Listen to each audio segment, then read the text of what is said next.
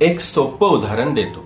समजा एखादं विषारी झाड आहे आणि त्याला आपल्याला पूर्णपणे नष्ट करायचं आहे, मारायचं आहे.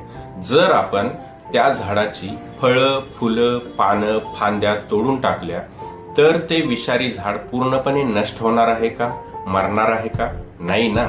तर त्याला आपल्याला मुळापासून उखडावं लागेल, बरोबर ना? अगदी तसंच आपल्या शरीरात तयार होणाऱ्या आजाररूपी झाडाचं आहे. आपल्याला ते मुळापासून उखडायचं तर असतं, पण आपण जे उपचार घेत असतो ते फक्त या आजाररूपी झाडाच्या फळं, फुलं, पानं, फांद्या छाटण्यासाठी घेत असतो. म्हणजेच आपण त्या आजाराच्या लक्षणांवरती उपचार घेत असतो. उदाहरणार्थ, आपल्या शरीरात एखादी गाठ तयार झाली तर आपण ऑपरेशन करून काढून टाकतो. मूतखडा, पित्ताशयातील खडे, मूळव्याध तयार झाला तर आपण ऑपरेशन करून काढून टाकतो. थायरॉइडचा आजार असेल तर थायरॉइडचे हार्मोन नियंत्रित राहण्यासाठी गोळ्या खातो. बीपी, शुगर असेल तर ते नियंत्रित राहण्यासाठीच्या आपण गोळ्या खातो.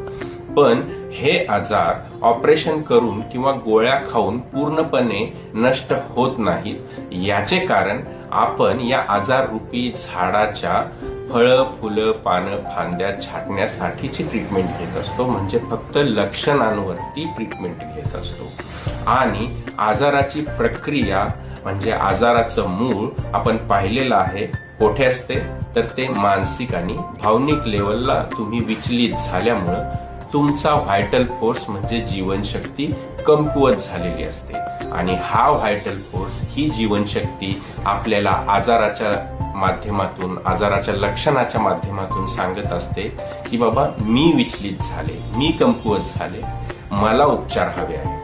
पण आपण त्या लक्षणांना दाबण्याचे उपचार घेतो. पण ही व्हायटल फोर्स कमकुवत होण्याची, जीवनशक्ती विचलित होण्याची प्रक्रिया ही आतमध्ये सुरूच असते. म्हणजेच तुम्ही लक्षात घ्या, तुम्ही जे काही उपचार घेतात ते या आजाराच्या प्रक्रियेवर घेतात, आजाराच्या मुळाशी घेत आहात की आजाराच्या फक्त लक्षणांवरती घेत आहात, हे तुम्हालाच ठरवावं लागेल. आणि या आजाराच्या प्रक्रियेवर म्हणजे आजाररूपी झाडाच्या मुळाशी काम करणारे उपचार म्हणजेच योग्य होमिओपॅथिक उपचार. तर अशा नाविन्यपूर्ण आणि तुमच्या आरोग्यासाठी महत्वपूर्ण माहितीसाठी लगेच फॉलो करा. व्हिडिओ आवडल्यास लाईक करा. तुमचे काही प्रश्न आणि शंका असल्यास कॉमेंट करा आणि तुमच्या प्रियजनांना नक्कीच शेअर करा. धन्यवाद.